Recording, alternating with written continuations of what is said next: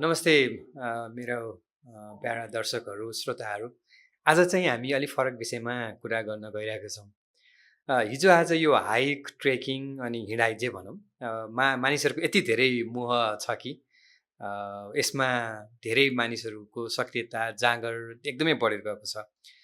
अनि पैदल यात्रालाई चाहिँ यो प्रकृतिसँग चुम्ने एउटा एकदमै राम्रो वातावरणको रूपमा लिइन्छ र त्यो वातावरणसँग प्रत्यक्ष भिज्नु भएको सशस्त्र प्रहरीका पूर्व एसएसपी साहबलाई हिँडाइको विषयमा हामी कुरा गर्न मैले निमन्त्रणा गरेको छु।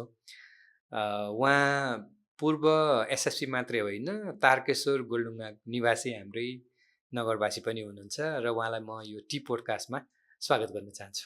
हस्, धन्यवाद। अब यो हिँड्ने सिलसिलामा कस्तो हुँदो रहेछ भने यो जोस जाँगर जब हामी नोकरीको सिलसिलामा हामी आबद्ध हुँदा कतिपय समयहरू त्यसैमा लगानी गर्नुपर्ने हुन्छ, समयहरू पूर्ण रूपमा। त्यसले गर्दा गर्न चाहेर पनि सकिनँ।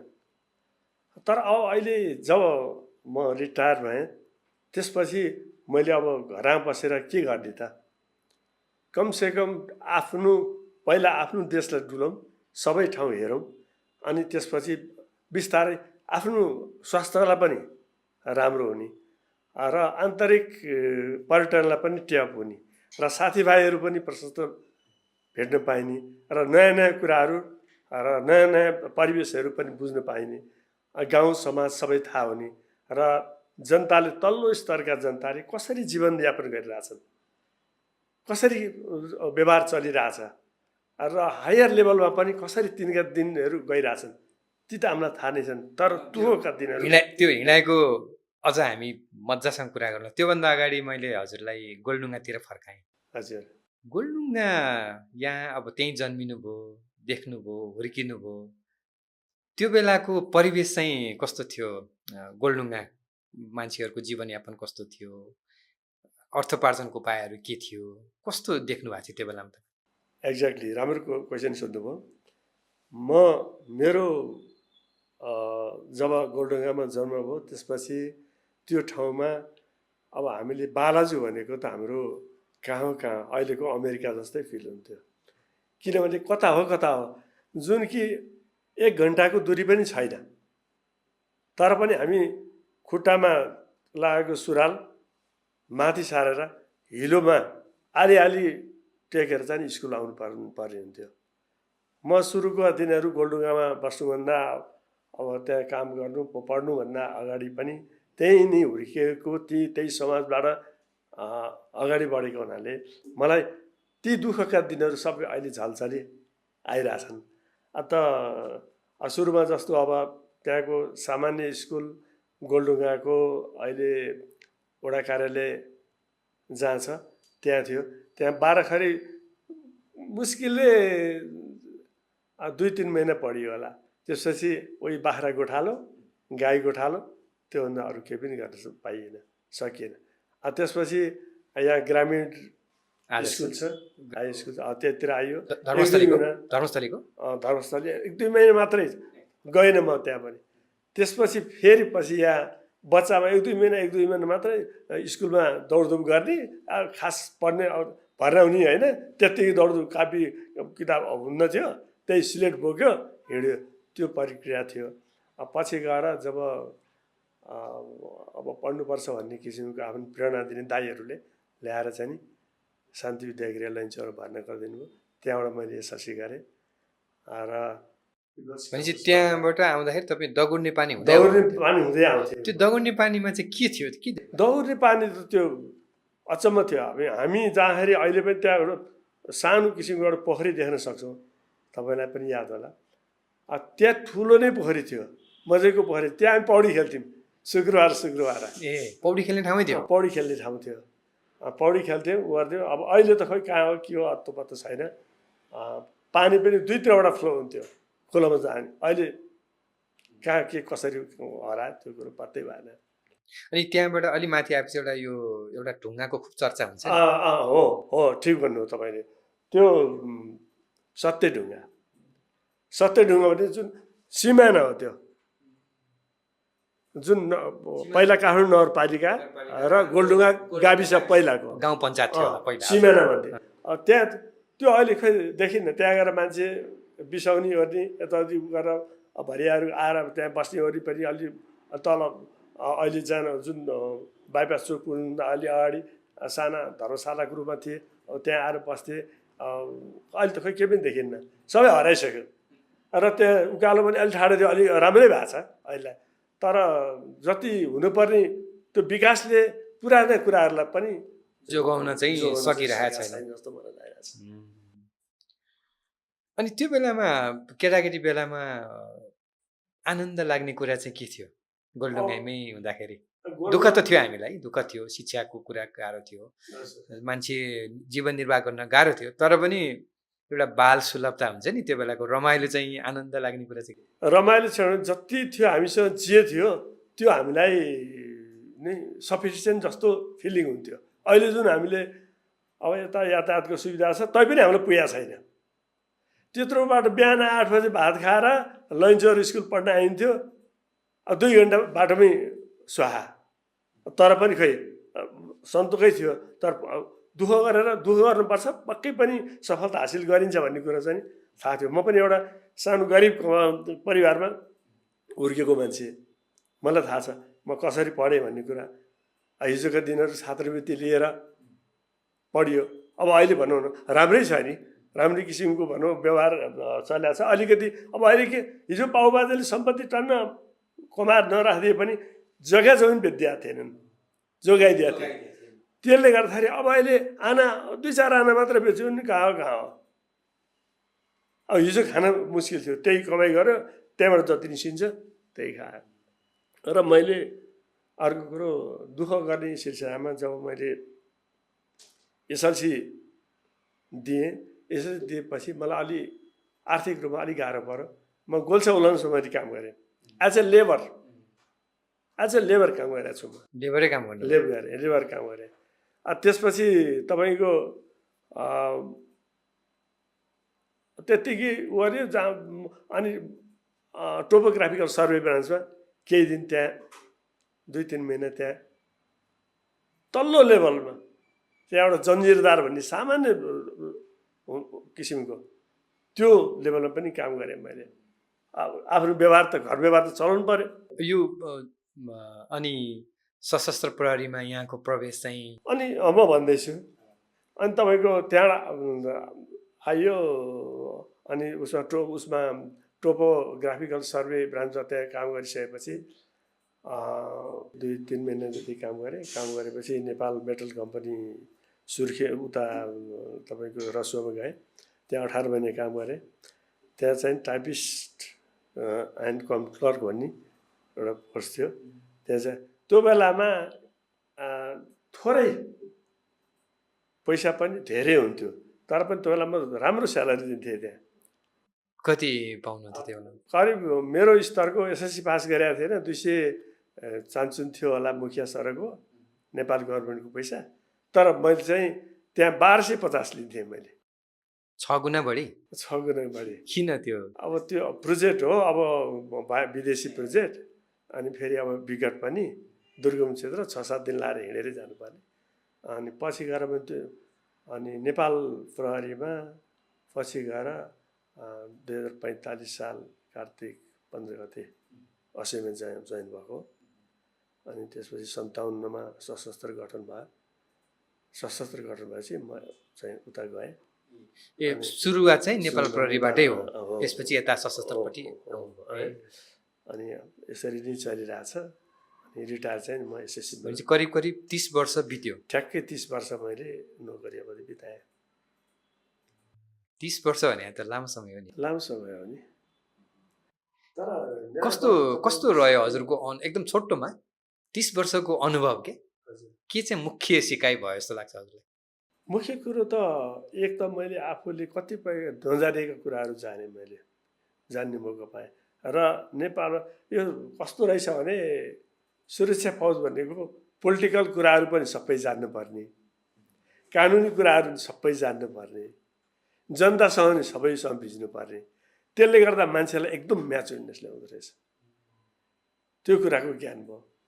यो किन जस्तो अब किन द्वन्द्व भइरहेछ, किन एकले अर्कालाई रिस गरिरहेछन्, राजनीतिमा खिचातानी किन गरिरहेछन् तिनीहरूले, त्यो सबै कुराहरू चाहिँ हामीले ऐना जस्तो हेर्नु पाइँदो रहेछौँ क्या।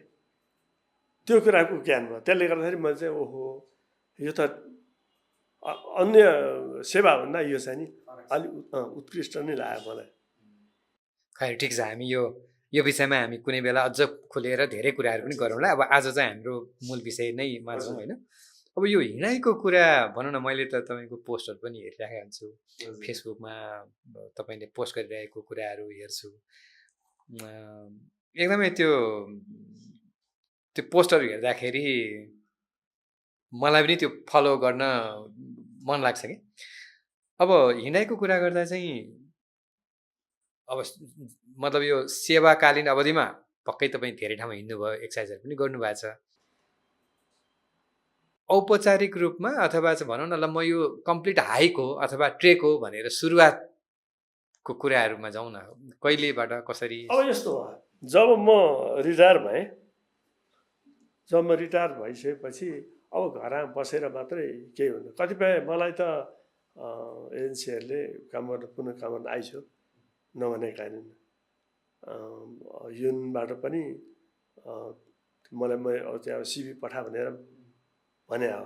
तर घरमा कुराकानी यत्रो वर्ष 30 वर्ष सेवा गरिसक्यो, अब पनि कति गर्ने, नगर्ने भन्ने कुरा भएपछि अब के गर्नु, समय त कटाउनु पर्यो। भनेपछि कुरा पनि बुझिने नि, घुम्नु पनि पाइने, सबै कुरो रमाइलो साथीहरूसँग भेटघाट पनि हुने। त्यस परिवेशमा चाहिँ ल भनेर मैले जब 45मा जाहिर खाएर 75 को कार्तिक 15 गते नोकरी अवधि सकियो, त्यसपछि म चाहिँ हिँड्नु सुरु गरेँ।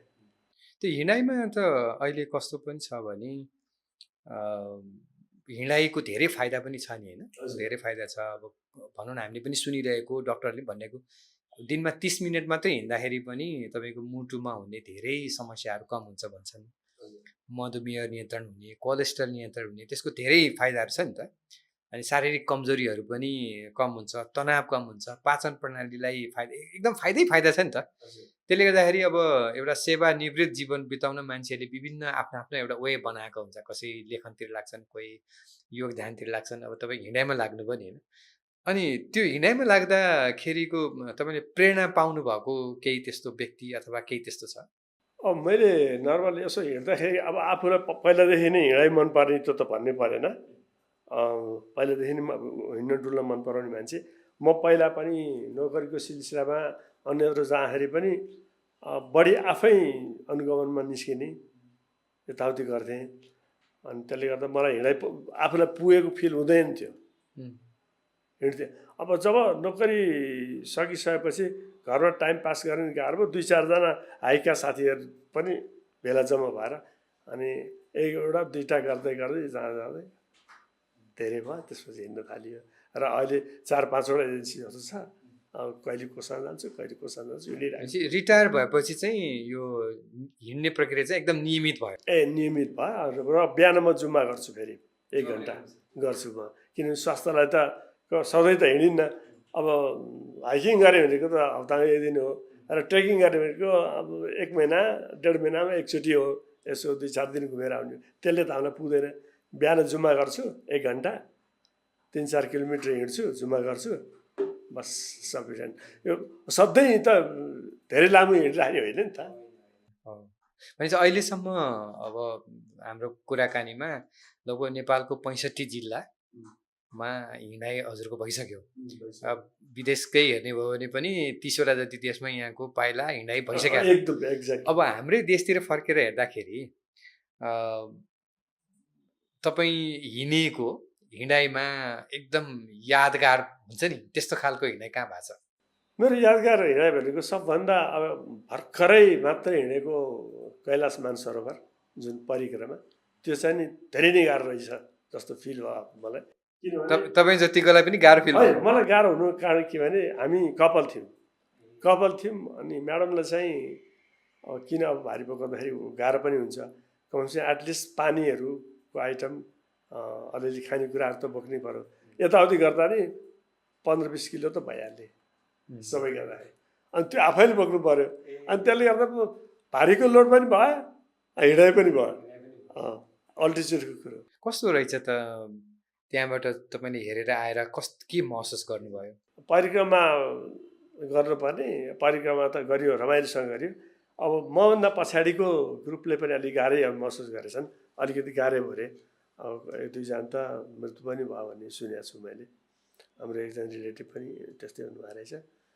अनि अर्को कुरो, म अलिकति गाह्रो अनुभव भएको सुरुको अलि लामो ट्रेक भनेको मेरो कुन भनेदेखि पूर्वको सिलिचुङ मुन्दुम ट्रेल चाहिँ हामी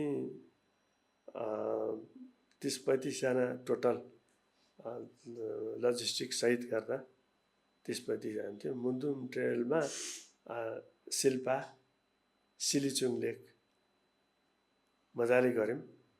डर लागेको थियो साह्रै नै, हाम्रो गोसाइँकुण्डकोसँग कम्पेयर गर्ने रहेछ। त्यहाँ डराउनु पर्ने चाहिँ के छ? डराउनु पर्यो अल्टिच्युड प्लस बाटो पनि छैन। जब अलि टाइम फर्किँदै जान्छ बिहानीको, अलि चाँडै गयो भने गएकै हुन्छ, नत्र भने हावा चल्ने। भनेपछि कतिखेर पुग्नु चाहिँ बेटर हुँदो रहेछ? करिब 8-9 बजेतिर त फर्किनुपर्छ माथिबाट। फर्किसक्नु बिहान 4 बजी हिँड्यो। अनि त्यहाँ त त्यो मलाई अलिक गाह्रो लाग्यो, किन भन्दा त्यो मेरो लामो ट्रेक त्यो नै थियो। अनि मेरो सुरुवाती भनेको चाहिँ हाम्रो शिवपुरी लेक नै हो। हामी बुढाबुढी नै ट्रेकिङ गएको थियो। ललितपुरको एउटा ग्रुपले लिएर गएको थियो।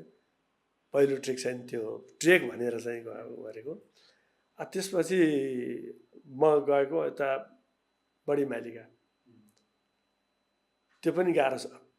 हाई अल्टिच्युडले सताउने रहेछ, चिसो पनि सताउने, दिन पनि लामो लाग्ने। बढी मालिका भनेपछि सुदूरपश्चिमका हाम्रा दाजुभाइहरूलाई पनि गाह्रो अनुभव हो। हामी पनि पुगेर तँ पुगेर आएस् भन्छन्, अहिले पनि कुदाइरहेछ। अनि त्यसको लगत्तै भने अलिक पछि म तिलिचो गएँ। हजुरलाई थाहा छैछ तिलिचो भनेको त? अब त्यो गाह्रै छ, माथिबाट ढुङ्गा गुडेर आउने है। मनाङसम्म त यो 72-73 होइन, तपाईँको 68-69 सालतिर तिलिचो जाने भने म पनि गएको हो। तर त्यो हिउँ पहिरो आएपछि चाहिँ हामी मनाङको त्यो गङ्गापूर्ण तालबाटै हामी फर्क्यौँ, उता गएन। होइन, त्यहाँ अचम्म के हो भने जब म त्यो बेस क्याम्पमा गएर बसेँ, गएपछि बेस क्याम्पको जुन होटेलवाला मान्छेले मलाई के भन्यो भने तपाईँ यहीँबाट फर्किने हो भनेर सोध्यो। होइन अनि तपाईँको यस्तो मान्छे त यो साल त मैले कोही पनि देखाएको छुइनँ, सक्नुहुन्छ तपाईँ? अनि खोइ सकिएला जस्तो नआट्नुहोस् भनिदियो मलाई। होटेलवाला पनि नआट्नुहोस् भन्यो। त्यसो भनेर हुँदैन भाइ, म एनी हाउमा जान्छु, सक्छु पनि भने। अब त प्रेसर हेर्ने भने त्यहाँ चाहिँ केही त्यस्तो केही रहन्छ। अनि त्यसो भए एकजना विदेशी छन्, नेदरल्यान्डको लेडिज। अनि उहाँ चाहिँ पहिला पनि गइसकेका मान्छे, गाइडसँग हिँड्थिन् नि, एक्लै हिँड्थिन्। तपाईँलाई साथी चाहिँ हुन्छ नि उनी, फेरि अरूसँग चाहिँ बोले, आफ्नो गाइडसँग गफ नगर्ने, मान्छेको नेचर हुन्छ नि एउटा। ल उहाँसँग उहाँ यति बजी हिँड्छन्, हाम्रै होटेलमा बसेको छिन्। ल त भनेर भोलिपल्ट बिहान नहुँदै त्यस्तै गऱ्यो। खानेकुराहरू सेयरिङ गर्दै दुईजना गफ गर्दै मजाले माथि त्यो त तपाईँलाई गजबको संयोग परेछ होइन? गजब राम्रो भयो, रमाइलो भयो। अब त्यस्तै गरेर अब यो हाम्रो नजिकै भएर पनि हामीलाई अलिकति गाह्रो नगएका ठाउँहरू प्रशस्त छन्। हामी चितलाङतिर हेर्नुहोस् कति राम्रो ठाउँहरू छन्, राम्रो छ। अनि ब्रोन्देन हिल त हजुरलाई थाहा छ होला, यो मकवानपुर र ब्रोन्देन हिल एकदम राम्रो छ। त्यहाँ पनि हामी बसेर आएको, 2 रात बस्यौँ त्यहाँ नि। अनि त्यसै गरी अब हिँड्दाखेरिको तुलनामा धेरै ठाउँ मैले उसबाट मलेखुबाट तपाईँको परेवाटार हुँदै गुप्तेश्वर, धादिङको गुप्तेश्वर गएर त्यहाँबाट भैरवी मन्दिर दर्शन गरेर बेलुका 9:30 बजे थाहादेखि बेसी आएर खाना खाएर पनि फर्केको छु। म त्यति रमाउने मान्छे के हाइक भनेपछि लास्ट मनपर्छ। र हामी करिब ग्रुपमा थोरैमा अब आफू आफू मिलेर जाँदाखेरि चाहिँ 5-7 जना नि गइन्छ, नत्र भने नर्मल्ली चाहिँ 32 जना एउटा गाडीमा, त्योभन्दा प्लस भयो 50 प्लस हुनुभयो भने 2टा गाडी, त्यसरी हामी पनि जान्छौँ हामी। अनि हामी जाँदाखेरि हाम्रो एउटा ग्रुपहरू कस्तो छ भने हजुरको 50 क्रस सबै 50 माथिकै, र फौजी चाहिँ छैनन् है, फेरि म मात्रै हो। कोही कुनै उसमा काममा इन्भल्भ भइसकेका, कोही कतै, जब प्रायः रिटायरमेन्ट लिइसकेका मान्छेहरू धेरै छन्। र हामीसँग अहिलेका नयाँ भाइहरू पनि रमाउँछन्, धेरै अनुभव सेयरिङ गर्नु। त्यो धेरै राम्रो अवसर हो नि तपाईँहरूको अनुभव बाँड्ने, सुन्ने होइन, उनीहरूको कुरा सुन्ने। त्यो दुइटै पक्ष भन्दाखेरि त यो इन्टरजेनेरेसनल डायलग पनि भन्छ क्या यस्तोलाई। हजुर, अब यो त भयो लामो रुटका कुराहरू। अब हामी अब यता छोटो छोटो यतैतिर पनि आउँ न, नजिकतिर पनि आउँ। तपाईँले मेनली गोलढुङ्गालाई, तारकेश्वरलाई अलिकति फोकस गरे हो कि भन्ने मैले एनालाइसिस गरेँ कि होइन। त्यसले गर्दा म चाहिँ अब गोलढुङ्गा पहिलाको गाविस गाउँ पञ्चायत भनौँ न, त्यतिखेर वडा नम्बर 3 कुमारटारमा बस्थेँ।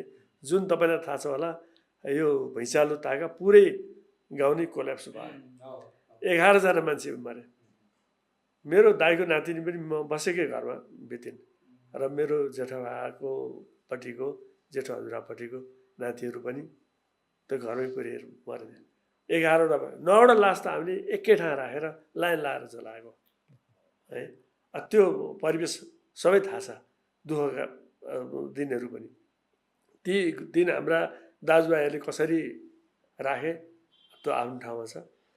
र म चाहिँ तपाईँको जब म नेपाल प्रहरीबाट यता आएँ, त्योभन्दा अगाडि पनि विपदका कुराहरूमा म पुगिरहेको हुन्थेँ। रेस्क्युको काम पनि त गर्नुपर्थ्यो नि यहाँले हैन।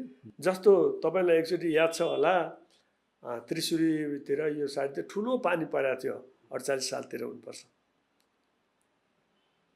पुलहरू जम्मै बगाएका थिए, पुल भत्केको थियो, सबै पुल भएको थियो। त्यो बेलामा मलेखुतिर म गजुरीमा थिएँ। त्यतिखेर मलाई अलिकति भित्र गढेको कुरा चाहिँ बेलुका साँझको बेला थियो, पारी हातेमालो गरेर मान्छे पारी तारिराख्ने गरिरहेको थियो। अब बुढा एकजना जोगी टाइपको मान्छे चाहिँ यसो हेर्दा जोगी जस्तो देखिने, तर होलान् अब केही है, पारी जसरी मलाई जानु छ, आश्रम पुग्नु छ भन्ने कुरा होइन, नजाउने मान्नु भएन। खोला हामै फाएर लानु के गर्नु, ल त भनेर अम्लो समातेर लिएर आएको, छालले यस्तै लग्यो कि हातबाट छुटाएर लगियो। म त्यो व्यवस्थाहरू म अहिले पनि सम्झिरहन्छु कि मेरो आफ्नै हातबाट चाहिँ फुत्केर गयो कि मैले तान्न जति कोसिस गरेर सकिनँ, लग्यो गयो उनको लाइफ गयो। अनि विपद भनेको यस्तो रहेछ भन्ने कुरो मैले त्यतिखेरदेखि एनालाइसिस गरेँ। म अब 45देखि 51को लास्टसम्म 52सम्म 80मा मैले चाहिँ नेपाल प्रहरीमा काम गरेँ, विभिन्न ठाउँमा ट्राफिक कार्यालयहरू पनि गरेँ। 52देखि हेडक्वार्टरको अपराध अनुसन्धान महाशाखादेखि लिएर गएर 57सम्म हेडक्वार्टर लगायत अन्यत्र गरियो। र त्यसपछि सशस्त्र गठन भयो, यता आइयो। सशस्त्रमा तालिम केन्द्र, गणहरू, सीमा सुरक्षा कार्यालयहरू सबैतिर प्रायः आफ्नो इन्भल्भमेन्ट भयो। जहाँ बस्यो राम्रोसँग बस्यो, र धनको भन्दा त्यहाँको वस्तुस्थिति र व्यवहार चलाउनमै आफ्नो समय त्यति कटाइयो। र घुम्ने गर्ने भन्ने कुराहरू माथिका आदेश पालना गर्दैमा आफूलाई फुर्सद भएन। इभन तपाईँको म गणपति थिएँ चण्डिकागढ पर्वतमा, त्यतिखेर मोदीको मुक्तिनाथ भ्रमण थियो। त्यो बेला 3-4 दिन कन्टिन्यू त्यतै बसेर उहाँको सुरक्षाको लागि सबै हामी प्लानिङ गर्ने सबै गर्थ्यौँ। जब उहाँहरूलाई फिर्ता पठाएपछि आनन्दले सुत्यो आएर। र त्यस्तै गरेर चुनाव स्थानीय चुनावहरू भयो, सङ्घीय चुनावहरू राम्रोसँग, जुन कि अब पर्वतमा बस्दाखेरि तपाईँको मैले अब जिल्ला बागलुङ पनि हेर्नुपर्ने, पर्वत म्याग्दी? पनि भइहाल्यो, म्याग्दी पनि सबै नै आफ्नो उसमा पर्थ्यो। अनि सिडिओ साहबहरूले बोलाउने, मिटिङमा जानु परेको, अब कहिले आफूभन्दा तल्लोलाई पठायो, कहिले आफू गयो, सबैतिर एकचोटि भयो। त्यहाँका नेताजीहरूबाट भनेअनुसार चाहिँ योभन्दा अहिलेमा यतिजना मृत्यु भएको थियो चुनावमा, र बिना मृत्यु मान्छेलाई बिना क्याजुअलिटी सक्सेस भएको चाहिँ यही नै होला भन्ने कुराहरू पनि गर्नुहुन्थ्यो क्या। त्यसलाई त्यस्ता कुराहरू सुन्दाखेरि आफूलाई गौरव पाएको फिल हुन्थ्यो कि गऱ्यो भने के सकिँदैन र भने। त्यस्तै गरेर अब कामको सिलसिलामा त मैले यिनी भनिहालेँ। म तपाईँको नेपाल प्रहरीमै हुँदाखेरि इराक बसेँ, 1 वर्ष मिसन बसेँ। त्यहाँको वस्तुस्थिति, त्यहाँको दयनीय अवस्था, त्यहाँ जनताहरूले के भोगिरहेछन् भन्ने कुरा, दुःखका दिनहरू सबै मलाई थाहा छ। त्यो बेलामा अब हिँड्ने काम पनि गर्नुभयो?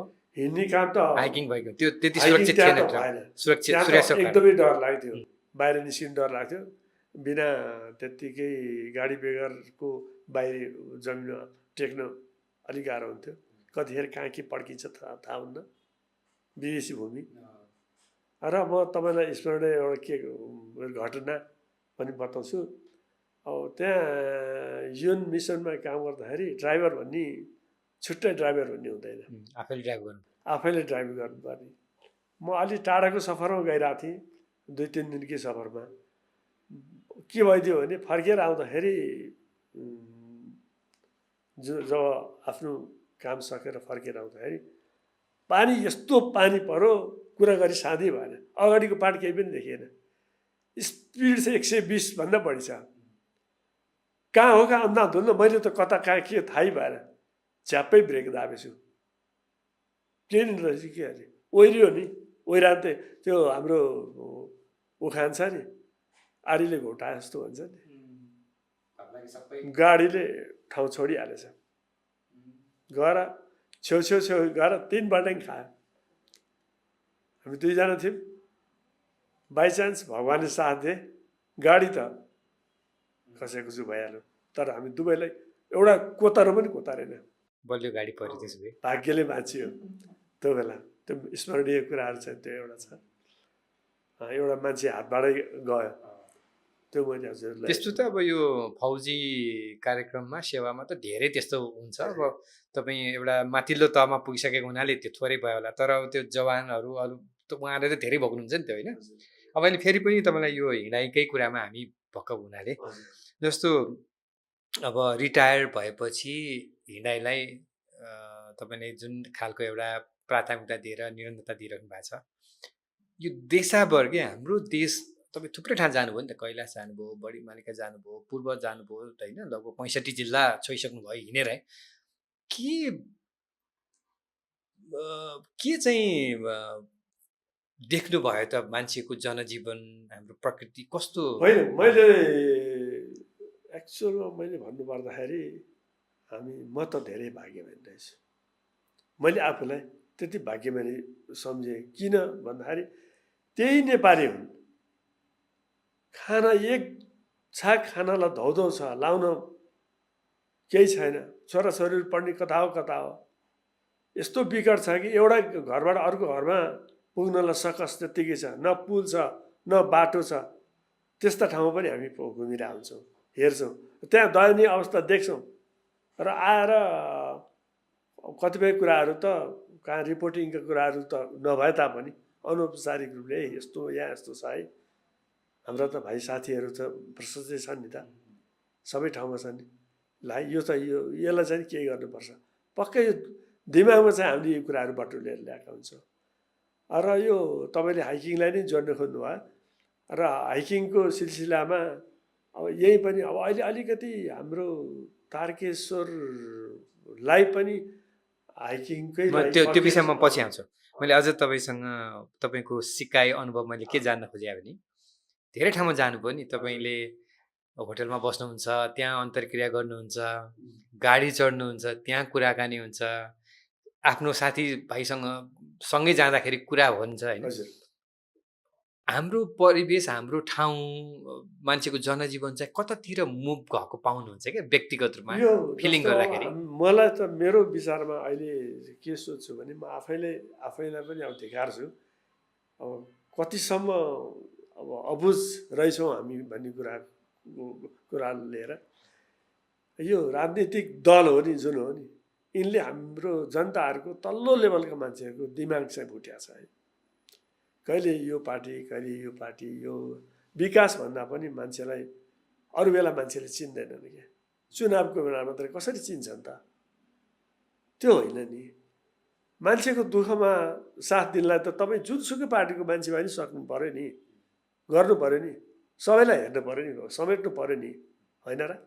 मैले देखेको त्यो दुखी जीवनहरू गुजारा भएको छन्, समस्या छ, तर पनि म यस्तो र उस्तो, म यस्तो गर्छु उस्तो गर्छु भन्दै हिँड्छन्। तर लास्टमा गएर तर जुन अब यहाँले अहिले भन्नुभयो नि यो हजुरले भनेको चाहिँ आम मान्छेहरूमा त्यो खालको धारणा र मानसिकता चाहिँ छ। हिँडाइमा जाँदा अथवा त्यहाँ तपाईँले मान्छेसँग कुराकानी गर्दाखेरि उहाँहरूले तपाईँसँग के कुरा चाहिँ सेयर गर्न एकदम ओपन हुनुहुँदो रहेछ? त्यस्तो कहाँ त्यस्तो पाउनु भएको छ कतै? धेरै ठाउँमा जस्तो हामी तपाईँको सुदूरपश्चिमकै बाजुरा मास्तिर जाँदाखेरि डाँडाजुराबाट मास्तिर जाँदाखेरि होस् या मनाङकै यता होस् मुस्ताङकै कुरालाई लिउँ, जता जता हामी अब मकवानपुरकै अति विकट ठाउँ छ, धादिङका त्यस्तै छन्, गोर्खा त्यस्तै छ, रसुवा त्यस्तै छ। त्यहाँका जनताहरूलाई खास हामी आएपछि उनीहरूले अब अहिले चाहिँ बल्ल अलिक मान्छेले अब हाम्रो अलिअलि दिनचर्या चल्छ कि, अब हाम्रो होटल व्यवसायहरू अलिअलि चल्छन् कि, यहाँका भएका लोकल सामानहरू अलिअलि बिक्री हुन्छन् कि, त्यही बिक्री गरेर उनीहरूले चाहिँ आफूलाई जीवनयापन गरिरहेछन् नि।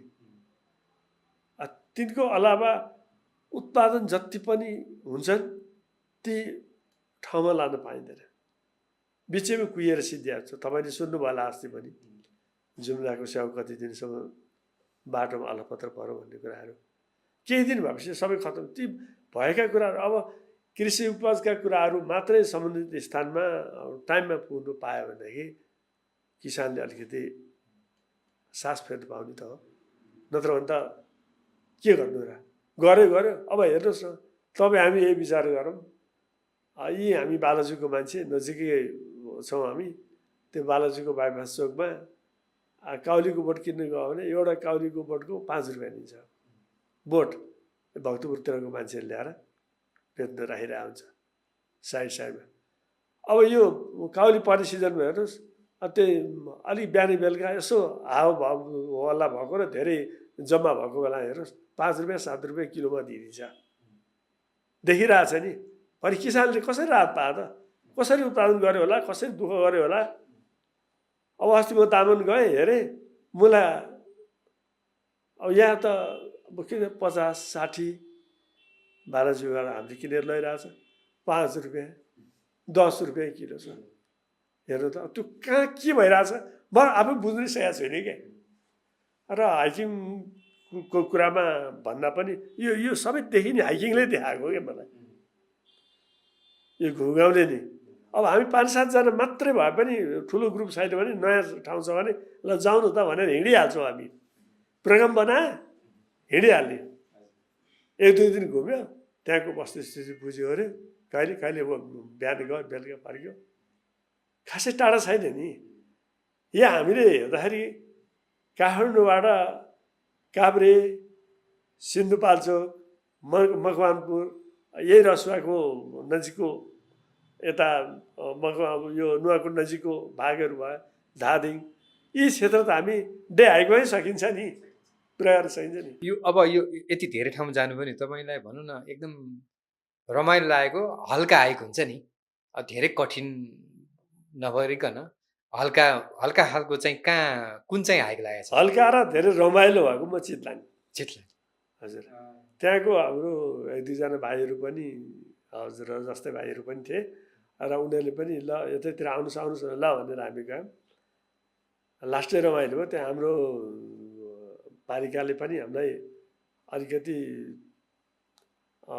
कस्तो भने अलिकति माया र सद्भाव राख्नुभयो क्या उहाँहरूले, आइदिनुहोस् भनेर हामीलाई खैचडीले स्वागत गरेर भव्य रमाइलो गर्नुभयो उहाँहरूले, फुलमाला लाएर यताउति गरेर। किनभने उहाँहरूले चिन्नुभयो यिनीहरू यसरी आइदिएपछि त हाम्रो यहाँ प्रचार प्रसार त हुन्छ नि, बाटोको रूप यस्तो रहेछ यस्तो थाहा हुन्छ नि। रमाइलोसित हाँसखेल गरेर त्यो अनुभव चाहिँ मैले धेरै ठाउँमा सेयरिङ गरेँ। सबैभन्दा रमाइलो चाहिँ छोटो तर मिठो के। अनि यो अब तपाईँ उच्च ठाउँमा पनि जानु भने हाई अल्टिच्युड ठाउँमा, त्यहाँ जाँदाखेरि जुन प्रकृतिसँग चुम्न पाइन्छ नि, त्यहाँको सौन्दर्यता, हावा, आकाश, त्यो चाहिँ एकदम आनन्द लागेको चाहिँ कहाँ छ? सबैभन्दा त जब मान्छेलाई कस्तो हुन्छ भने दुःख दुःख दुःख दुःख हुँदै हुँदै हुँदै हुँदै कष्टप्रद जीवन ऊ अगाडि बढाउँदै बढाउँदै गयो। पानीको तिर्खा पनि नभन्ने, खानपिनको पनि वास्ता नगर्ने, गर्दै गर्दै गर्दै जब हाम्रो डेस्टिनेसन हुन्छ नि, लास्ट पोइन्ट हुन्छ नि, लक्ष्य, त्यहाँ पुगेपछि, त्यहाँ पुग्न परेपछि त्यो जति रमाइलो क्षण कहिले हुँदैन। जस्तो छोरोल्पा गएँ, तलबाट उ गर्दै गर्दै गयो, दुःख गर्दै बल्ल बल्ल सास बढ्दै आयो, गर्दै माथि गयो। जब टपमा पुगेपछि स्वर्गमै पुगे जस्तो फिल भयो जब त्यो ताल देखेँ कि ग्लासियर लेक होइन। तिलिचो गएँ त्यस्तै हाई अल्टिट्युड, त्योभन्दा तिलिचोभन्दा अर्को ठाउँबाट क्रस गरेर गयो भने तर त्यहाँ जानुन्जेल त्यति साह्रो भएको छ। डाँडोमा क्रस हुँदा छ त्यति रमाइलो जब त्यो देखेँ नि। जुन त्यो ठुलो रोल्पा पुग्नुभयो नि, माथि गाह्रो भयो, माथि पुग्नुभयो, माथि पुगिसकेपछि तपाईँले के आनन्द अनि स्वर्गमै पुगे जस्तो के हुँदो रहेछ त्यो बेला मनमा? होइन, यो संसारमा यस्ता चिज पनि प्रकृतिले दिया रहेछ मान्छेलाई, तर हामीले उपभोग गर्न नजाने रहेछौँ, नसकेका रहेछौँ भन्ने मलाई फिल भयो, फिल हुन्छ, फिल भयो। मैले त्यस्तै अनुभव मैले भने नि, छोरोपा जस्तै अनुभव मलाई तिलिसोमा भयो। रारामा नहुने कुरै भएन, सायद हजुर पनि जानुभयो होला होइन। जब कैलाश मानसरोवर गइयो, त्यहाँबाट सास फेर्नै गाह्रो, बल्ल बल्ल गर्दै गर्दै गर्दै हामी कपाल गयौँ। जब डोलमाला पास 5650 मिटर क्रस गरेपछि त्यहाँ पुगेपछि त त्यो आनन्द अर्कै हुँदो रहेछ, भगवान्कै घरमा पुगेको है जस्तो फिल हुँदो रहेछ आफूलाई। मैले त्यो फिल गरेँ र त्यहाँ धेरै बेर बस्नु पनि गाडीले दिँदो रहेछ फेरि तिनीहरूले। 5-7 मिनट बसेपछि त्यसलाई गाह्रो फिलिङ हुन्छ अरे। अनि फेरि अब त्यहीँ पनि अब मृत्यु नै भएको घटनाहरू पनि त्यहाँ त्यो उच्च स्थानमा पुगिसकेपछि विचारहरू पनि आउँछ होला नि, कस्तो खालको विचारहरू आउँदो रहेछ? मैले अघि भने नि, संसारमा हाम्रै यो पृथ्वी लोकमै स्वर्ग भनेको यही हो के, यही छ के। यसैलाई हामीले बनाउने हो, यसैलाई चुम्न सक्नु पर्यो, हेर्न सक्नु पर्यो। हिजोसम्म त केही पनि थाहा थिएन, अहिले त यातायातको सुविधा छ, गाइडलाइनका कुराहरू त्यत्तिकै छन्, सबै अन्तर्राष्ट्रिय सहयोगले संसारै छ, त्यसले पाइरहेको हुन्छ, तर पनि गएको हुँदैन। तर जसरी पनि आफ्नो हिँड्नुपर्छ, डुल्नुपर्छ, घुम्नुपर्छ र आफ्नो म गर्छु भनेको कुरो कम्पलसरी गर्नै पर्छ, मेरो सोचाइ चाहिँ। होइन, त्यो हजुरले भने एकदमै लाग्यो। मैले ठ्याक्क के सम्झेँ भने, मैले कलेज पढ्दाखेरि एकजना सरले भन्नुभएको थियो र मैले कुरा काटेँ भन्नु, सरी, यो जस्तो जहाँ तपाईँ जान्छु भनेर हिँड्नु पर्यो, सबभन्दा भित्र तपाईँ भित्रबाट आउनुपर्छ है। मैले हिँड्नुहोस् भनेर हुँदैन, भित्रबाट म गर्छु, म सक्छु। तपाईँ कमजोर हुनुहुन्छ तर म सक्छु, एनिहाउ म सक्छु, गर्नै पर्छ, मेरो यो कर्तव्य हो भने तपाईँ सोच बनाएर तपाईँ अगाडि बढ्नुहोस्, जानुहोस्। र मेरो त्यो नै टार्गेट हो भनेर अगाडि बढ्नुहोस्, तपाईँ अवश्य पनि सफलता हासिल गर्नुहुन्छ। जस्तै फर इक्जाम्पल तपाईँलाई त्यही डोलमाला पास कैलाश मानसरोवरको कति मान्छे ओरैबाट फर्किन्छन्, कोही केरुङबाटै फर्किन्छन्, कोही दार्जिलिङबाट फर्किन्छन्, फर्किरहेको हुन्छन्। होइन म जानै पर्छ, म टच पनि गर्नै पर्छ भगवान्लाई, र यो घुमेरै परिक्रमा गरेरै आउनुपर्छ, मेरो मेन थिम नि यही नै हो भनेर तपाईँ जानुहोस् र पछाडि तपाईँ फर्किनुहोस् क्या। एनी हाउ जाने भने सोच राख्नुहोस्, तपाईँ जानु सक्नुहुन्छ। यो पैदल अथवा ट्रेकिङमा दुईटा कुरा हुन्छ कि, एउटा तपाईँको फिजिकल फिटनेसको एउटा कुरा भयो, अर्को मेन्टल। तपाईँले जुन भन्नुभयो नि मेन्टल भएपछि फिजिकल हुन्छ भने, तपाईँको हिँडाइको अनुभवमा चाहिँ अब मेन्टल भएपछि सक्छ भन्ने, तर मेन्टल मात्रै भएर भएन, उसको फिजिकल फिटनेस ठिक छैन भने नसक्ला नि त। जब जो मान्छे अस्वस्थ नै छ त्यसले त त्यो टार्गेटै राख्नै भएन नि। म सक्दिनँ भन्ने कुरो, म मेरो पत्रकारिता नै होइन, मैले त त्यतिर आँटेर हुन्छ भनेको। मेरो म सुरक्षाको कुरालाई म अगाडि बढ्न सक्छु नि त, जस्तै कठिनाइ परे पनि म भिड्न सक्छु भने मलाई आत्मबलमा लाग्न सक्छु नि, होइन र? जुन कुराको ज्ञानै हुन्न त्योतिर त गर्नै भएन। जुन आफ्नो स्वास्थ्यलाई दिँदैन त्यो कुरामा हामीले स्वास्थ्यलाई पनि ख्याल गर्नुपर्छ। तर स्वास्थ्य सँगसँगै आफूले सकिन्छ भने कतिपय कुराहरू चाहिँ नि विल पावरै सबभन्दा ठुलो कुरा छ। जस्तो यहाँले नेपालका अब कतिपय ठाउँ जानुभयो नि, सबभन्दा लामो चाहिँ कैलाशकै हो। सबैभन्दा लामो 12 दिनको यही हाराहारीको हो शिल्पा सिलिचुङ पनि 10-12 दिनकै हो। त्यो चाहिँ कति बढीमालिका पनि त्यही नै हो नेपालमै पनि। अब जस्तो 11-12 दिन बिताउने भने पनि सानो कुरा त होइन नि। अर्को ठाउँमा नयाँ परिवेशमा नयाँ टिममा, होइन? त्यो जुन बाटो कटाउनलाई अब भनौँ न सुरु हुन्छ नि त, त्यो बाटो कटाउनलाई चाहिँ तपाईँको प्रयास भूमिका के हुन्छ? किनभने बाटो त काट्नु पर्यो नि, कठिनाइ हुन्छ, उकालो हुन्छ, ओह्रालो हुन्छ। अब एक्लै बोकेर हिँडिराख्दाखेरि त मान्छे मेरो चाहिँ नि जस्तो सुकै उकालो होस् र जस्तो सुकै ओह्रालो होस्, म ओह्रालो भेट्टाएपछि म कुदेर कहिले पनि तल आउँदिनँ। किन? म भन्दैछु र सम्म छ भनेर अर्कोलाई भेट्छु भने म दौड्छु, र उकालो फलानु माथि पुगिसक्यो म त त्यो पनि भन्दिनँ। म जब मेरो स्टार्टिङ हुन्छ, बिहान जुन हुन्छ बेलुका पनि त्यही हुन्छ स्टेप मेरो। भनेको गति चाहिँ एकदम एउटै हुन्छ, एउटै प्याकमा हुन्छ, एउटै हुन्छ मेरो। म अरूले हिँड जतिसुकै भनोस्, म जाउन मलाई छोडिदिन्छु मैले। त्यसले चाहिँ के फाइदा हुँदो रहेछ? त्यसले गर्दा मेरो जस्तो कस्तो हुन्छ भने अब आत्मबल पनि बढ्छ र थकाइ लाग्दैन। थकाइको फिलै हुँदो रहेछ। आफ्नै जति सकिन्छ त्यति मात्र हिँडिरहेको हुन्छ। एक्लै खुट्टा सारिराख्ने, खुट्टा चाहिँ सारिराख्ने, त्यहाँ रेस्ट गर्नुपर्छ, 2 मिनट यसो उभिने, बस्ने होइन, 2 मिनट उभिने, एकछिन उभिने, यसो हेऱ्यो, अनि लामो सास फेऱ्यो, अनि फेरि बिस्तारै गयो। अनि पहिला जाने साथीहरू रेस्ट गर्दै आएका हुन्छन्, मैले उसिनेर गइरहेको हुन्छु, ती पछाडि परेका हुन्छन्। भरे डेस्टिनेसन पुग्ने बेला त उनीहरूभन्दा त धेरै अगाडि पुगिरहेको हुन्छु। भनेपछि एउटै गतिमा हिँड्ने एउटा तपाईँबाट गति चाहिँ एउटै पानी, उकालो होस् ओह्रालो होस्। र खानेकुरा मैले धेरै चिज, मैले खानपानको कुराहरू चाहिँ जस्तो कतिपय साथीभाइहरू चक्लेटहरू धेरै बोक्ने यताउति, म त गर्दिनँ। नर्मल फलफुल 1-2 पिस। मेरो अहिले पनि झोलामा 2टा चाउचाउ, 2टा बिस्कुट, 4वटा चक्लेट र एउटा पानी। हिँडाइ गर्ने मान्छे चाउचाउ बिस्कुट खाने त खान हुनु, तर त्यो ठाउँमा जब ब्रेक भइदियो र खानपिन गर्ने ठाउँसम्म पुगेन भने अर्को विकल्प के? ब्याकअप मात्रै, बाटोलाई खानलाई। त्यो खाने होइन, त्यो बोक्ने हो। इमर्जेन्सी हो त्यो।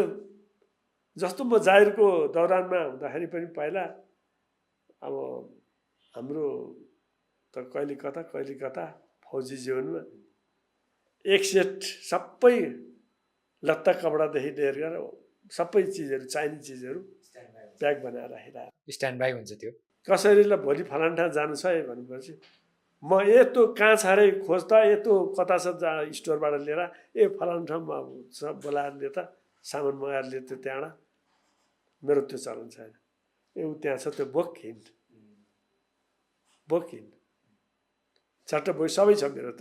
त्यो खानपानकै कुरामा है म जस्तो अब त्यो त तपाईँको इमर्जेन्सी फुड भयो अरू बेला चाहिँ जस्तो अब लामो हाइक अथवा छोटो हाइक उकालो जस्तो परिस्थितिमा हिँड्नुपर्छ खानकी चाहिँ के उपयोगी हुँदो रहेछ अब प्राय र खानकी अब छोटोमा छ फलफुल चाहिँ हाम्रो स्वास्थ्यलाई अति आवश्यक छ त्यसलाई पानीको मात्रा पनि पुर्याउँछ त्यसले कभर गर्छ त्यसले गर्दा फलफुल चाहिँ धेरै चाहिँ नबोक्ने अनि बाँडेर बोक्ने कि 2-4जनाको ग्रुप बनायो बाँडेर बोक्ने एउटाले ड्राई फ्रुट्स मात्रै बोक्छ एउटाले फलफुल मात्रै बोक्छ त्यसरी पानी चाहिँ सबैले बोक्ने त्यसरी चक्लेटहरू त्यसरी हामी सेयरिङ गर्दै हिँड्छौँ 4-5जना चाहिँ जस्तो सुकै जे भयो नि 30-35-40-50-60 जतिसुकै मान्छे किन नहुन् हामी 4-5जना 3-4जना चाहिँ हामी छुट्दैनौँ ग्रुपमै हुन्छौँ ग्रुपमै सँगै हुन्छौँ र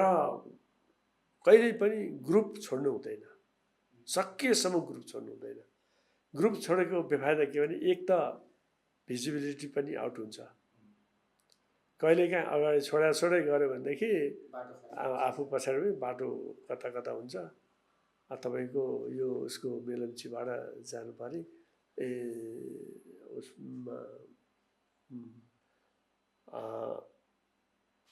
मेलम्चीको भन्दा पनि त उता दोलखाको बाटो जाँदाखेरि देउढुङ्गा भन्ने छ त हजुर थाहा छैन 2 दिनको ट्रेक हो त्यो है त्यहाँ मान्छे कोही पनि हिँडेको देखेन कि मैले त्यहाँ जम्मा 2जना मात्रै गएको फेरि हामी छोटो छ भनेर के ओभर स्टुडेन्ट गरेँ नि हामीले गएको तर जङ्गल यस्तो जङ्गल रहेछ नि कता हो बाटो घर पनि छैन मान्छे पनि भेट्दैन गाईगोठ पनि छैन केही पनि चौरीगोठ केही पनि छैन अब बाटो कोही उता गएको छ कोही उता गएको छ अन्यलो भरिँदैछ गाह्रो हुने रहेछ कि त्यस्तो जङ्गलमा चाहिँ त्यही भएर आफ्नो साथीहरू ग्रुपमा जाँदाखेरि जहिले पनि 3-4जना भने एउटा आइडिया हुन्छ कि कतिपय ठाउँमा त म अब तपाईँलाई सेयरिङ गरौँ यो ब्रन्दन हिल जाँदाखेरि धादिङबाट गजुरीबाट माथि लाग्यो 400बाट माथि हिँड्नुपर्छ माथि गएपछि भोलिपल्ट त्यहाँको एकजना भाइ हुनुहुन्थ्यो यो पत्रकार मित्रै हो भाइले त्यसलाई एक्सप्लोर गर्नु पनि रहेछ त्यो भाइले हामीलाई घुमाउनु भयो अनि अब फलान ठाउँमा तपाईँ पुग्नुहोस् यताबाट जानुहोस् यस्तो बाटो छ भने ठुलै बाटो चाहिँ जङ्गलमा गएपछि अब हामी 12 बजे खाना होटलमा पुग्नुपर्ने अब त त्यहाँ रिसोर्टमा पुग्नुपर्ने 12 बजे पुग्नुपर्ने 3 बजिसक्यो हामी त छैन कता हिँडे हराइयो न फोन लाग्छ हेर्नुहोस्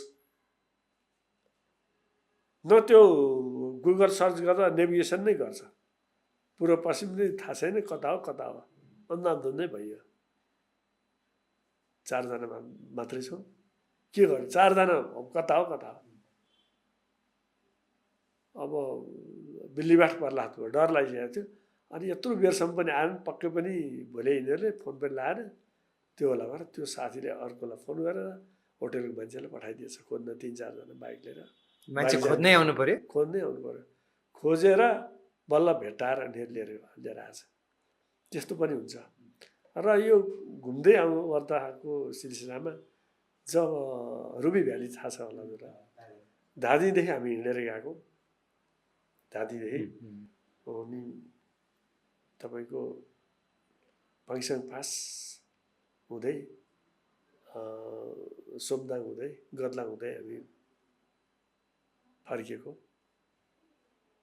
त्यो बेला पनि माथि डाँडोमा त पुग्यो तर झरेपछि अर्को बाटो लागिएछ चौरी हिँड्ने बाटो परेछ कता हो बिल्ली बाटो भयो बल्ल डेस्टिनेसनमा पुग्यो अलिक गाह्रो भयो बेलुका राति चाहिँ धेरै लेट आइपुग्यो होटेलमा धेरै गाह्रो भयो अब हामी यसरी हिँड्दाखेरि खास हामीलाई चाहिँ गाह्रो कतिखेरसम्म हुन्छ भनेदेखि मेरो फिलिङ है 1-2 बजीसम्म फिलिङ गाह्रो हुन्छ असाध्यै गाह्रो फिलिङ हुन्छ कसरी त्यहाँ पुग्ने होला जब 1-2 बजिसकेपछि थकाइ त लागेको हुन्छ तर खुट्टा चाहिँ अगाडि बढ्ने रहेछ भनेको दिउँसोको 1-2 बजी अब म त्यो ठाउँमा पुग्नै पर्छ अब मलाई टाइम लेट गरेर हुँदैन है भन्ने सोचाइ आउँदो रहेछ के अरे मनस्थिति त्यसरी तयार हुन्छ। अनि मजाले बेलुका अबेरै भए पनि पुग्ने घर आउने बेलामा त्यस्तो किसिमको चाहिँ। अनि जस्तो अब यो हराएको कुरा पनि सुनाउनु भयो होइन, आफूसँग चाहिँ के एउटा न्यूनतम के अब सजिलो हाइकमा जाँदाखेरि के लाने, गाह्रो हाइकमा जाँदाखेरि तपाईँ के बोक्नुहुन्छ? सामान्यतया अलि लामो हाइकमा चाहिँ हाइक नभनौँ ट्रेकै भनौँ, हाइक त एक दिनको हो, छोटो सजिलो। ट्रेकिङमा जानु पर्दा त एउटा स्लिपिङ ब्याग त नेसेसरी भइहाल्यो, पानीको बोतलको कुरै गर्नु परेन, ड्राई फ्रुट्सहरू त अलिकति बोक्नै पर्छ हामीले, न केही नै मकै मात्रै भुटेर भए पनि भुटिया मकै पनि लानु पऱ्यो, भुटिया मकै मात्रै लानुपर्छ। पानी छुटाउने भएर मैले भनिहालेँ। र एक जोर भित्र लगाउने कुरा र एक जोर बाहिर लगाउने कुरा, त्योभन्दा बाहेक अरू बोक्नु हुँदैन। एक जोर लाउने भइहाल्यो होइन, 3 जोर नर्मली 10 देखि 12-13 किलोभन्दा बढी बोक्नै हुँदैन। 12-13 किलो म्याक्सिमम। अनि औषधिहरू सामान्यतया औषधि सबै हुन्छन्, आफूले नियमित खाने औषधि त त्यो बोक्नै परिहाल्यो। र अरू जस्तो अब निक्यापहरू यताउति लडिएला यताउति होला, टेपका कुराहरू यताउति त्यो त बोक्नुपर्छ। सिटामोल राति ज्वरो आउँछ, ब्रुफिनका कुराहरू त्यो चाहिँ बोक्नुपर्छ। त्यो छोटोमा पनि पर्छ, लामो पनि पर्छ।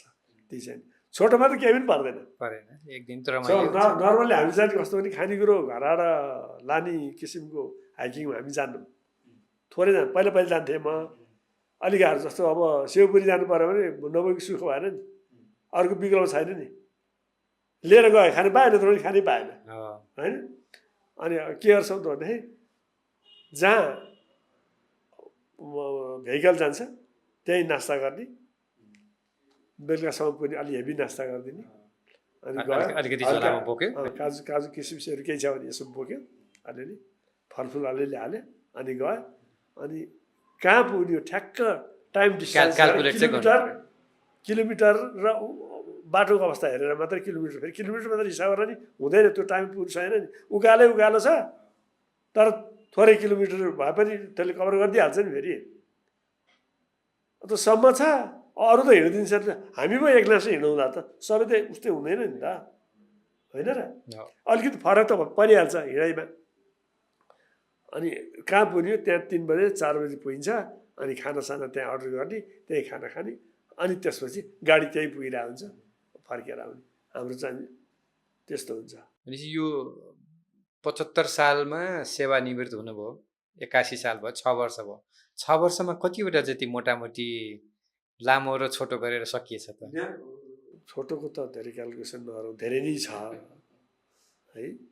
अब लामो पनि महिनाको 1 महिना 1.5 महिनामा एउटा गर्छौँ। अब हिसाब गर्नुहोस्, 6 वर्षमा 12 महिना त 12 छक्का 60-65 त गयो, तर 60-65 भइसक्नु गइरहन्छ। आफूलाई चाहिँ स्फूर्त भएको फिलिङ हुन्छ। हो, मैले त्यसैमा सोधेँ। अब यत्रो हिँडिसकेपछि आफूलाई चाहिँ कस्तो खालको त्यो स्वास्थ्यमा मलाई चाहिँ के असर परेको फिल हुँदो रहेछ? मलाई चाहिँ इनर्जी, अरूलाई के हुन्छ थाहा छैन, मलाई चाहिँ इनर्जी प्लस हुन्छ, इनर्जी पाउँछ एकदमै। झन् भोलिपल्टदेखि म त एकदम शरीर चङ्गा हुने, 2-4 दिन त मेरो फ्रेस हुन्छु म त। अनि फेरि हिँड्न पाएन भने मेरो फेरि खुट्टा सल्माउनु थाल्छन्।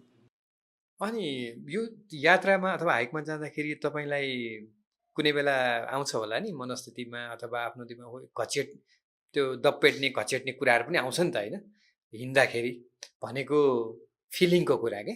अब मैले बुझेँ तपाईँले जस्तो मान्छेलाई पीडा सबैलाई हुन्छ, घरमै मेटेको चुली भने जस्तै हो सबैलाई एउटा।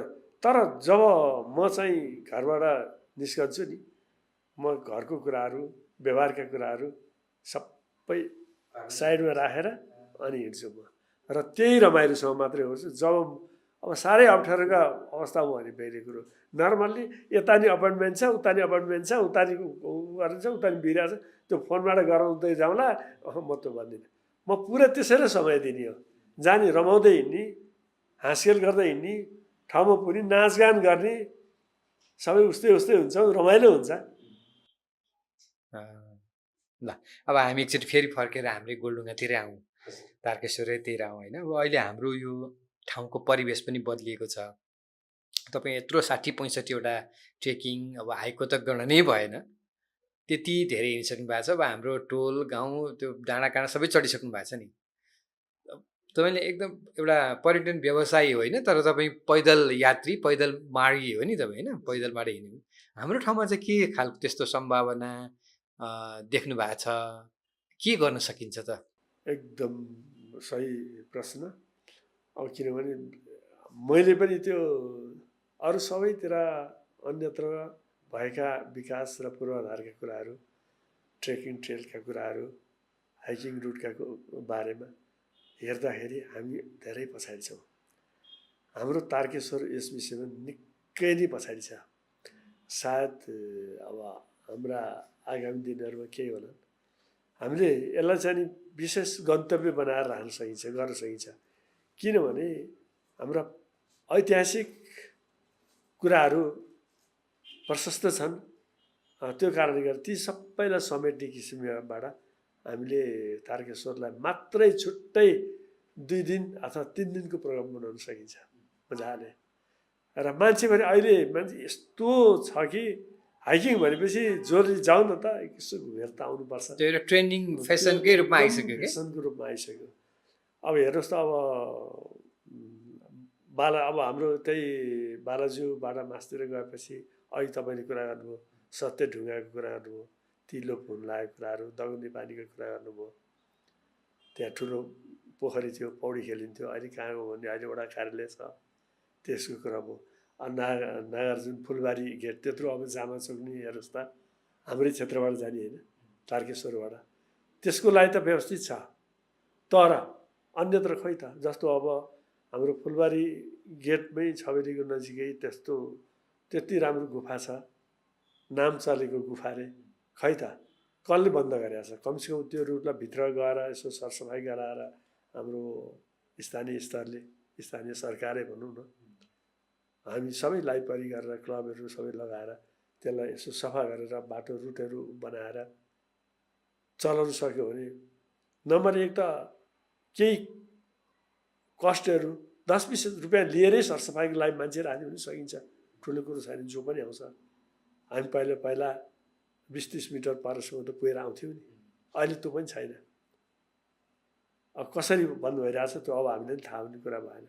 अब हेर्नुहोस्, पुरानै कुराहरूमा मूर्ख भन्ज्याङको आफ्नै कथा छ। हेर्नुहोस्, अब नागार्जुनको अब जामाचोकको मैले भन्नै परेन। अब थानागढी भन्छौँ, अब अहिले टावर एउटा छ, त्यही जान्छ। थानागढी त विस्थापित भइसक्यो, एउटा भइसक्यो होइन। हेर्नुहोस् त, अब हामीलाई अचम्म लाग्छ कि सबै अब चौगाउँ हेर्नुहोस्, पुरानो गाउँ होइन। भुवनेश्वर त अझ अहिलेको नयाँ हो नि, पहिला राणाकालीन मल्लकालीनदेखिका बाटो होइन त्यो, ओहोरदोहोर गर्ने कखनीको बाटो किन पछाडि परिरहेछ म त्यो बुझ्नै सकेको होइन कि। तारकेश्वर महादेव हेर्नुहोस् त, त्यसलाई मात्रै भएको छ, नभएको भन्नु मिल्दैन। त्यसलाई जाने साधनको जाने अवस्था ठिक छ त, कताबाट जाने त? त्यसलाई चाहिँ अलिकति पुनर्विचार गर्नुपर्छ कि। जस्तो अब कखनी जाँदाखेरि बाटोमा ढुङ्गे धाराहरू कस्तो कलकल पानी आउँथ्यो, हामीले देख्थ्यौँ। अहिले खोइ, म त अस्ति भर्खर केही पनि देख्थेँ त। जेतपुर फेदीका कुराहरू पहिला अब इतिहासमा पनि लेखिएका कुराहरू हुन्, किताबमा कोरिएका कुराहरू, धर्मस्थलीका। यो पैदल हिँड्नको लागि एउटा चाहिँ यो फुलचोक उसबाट एउटा रुट चाहिँ बनाएको हो 2-3 वर्ष अगाडि, मेरो जानकारीमा आएअनुसार। उहाँले बनाएर त्यो चौगाउँ हुँदै भुवनेश्वरी हुँदै 5 माने तारकेश्वर भएर उता यो हाम्रो झोरको झरना छ नि, त्यहाँसम्म एउटा चाहिँ प्रस्तावित मार्ग जस्तो चाहिँ बनेको छ, बनायो।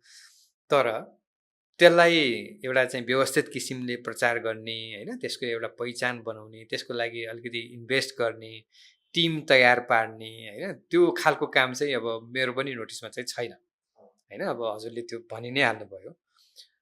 अब यद्यपि केही कामहरू भएका छन्, बनाउने कामहरू भएका छन्, तर अब त्यो हाइक मात्रै नगरिकन पनि आफ्नो नगरमा हामी हिँड्छौँ नि, हाम्रो बाटो घाटो हिँड्दाखेरि मर्निङ वाक हुन्छ, त्यो त्यति अब सुरक्षित पनि छैन, सडकमा पेटी छैन होइन, अब धुवाँ धुलो त्यत्तिकै छ, पल्युसन त्यति भने बिहान हेर्नुहोस् त मर्निङ वाक गर्नुपर्दा तलतिर तल्लो बेल्टतिर बालुचोकबाट तलतिर पनि जान सकिन्छ। त्यहाँ जाँदाखेरिको अवस्था र हाम्रै एरियामा गर्नु बाहेक कति राम्रो हुन्छ, आनन्द फ्रेस हावा खाएर।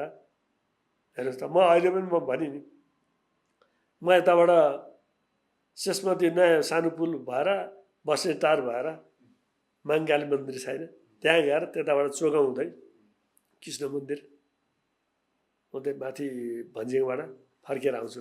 भनेपछि त्यहाँको छुट्टै आनन्द छ कि त्यो कमसेकम अलिकति व्यवस्थित गर्न खोजिएको छ, सानो सानो रूपबाट गर्न खोजिएको छ कि बृहत रूपमा हुनुपर्छ यसलाई। र प्रचार प्रसारको पनि कमी छ।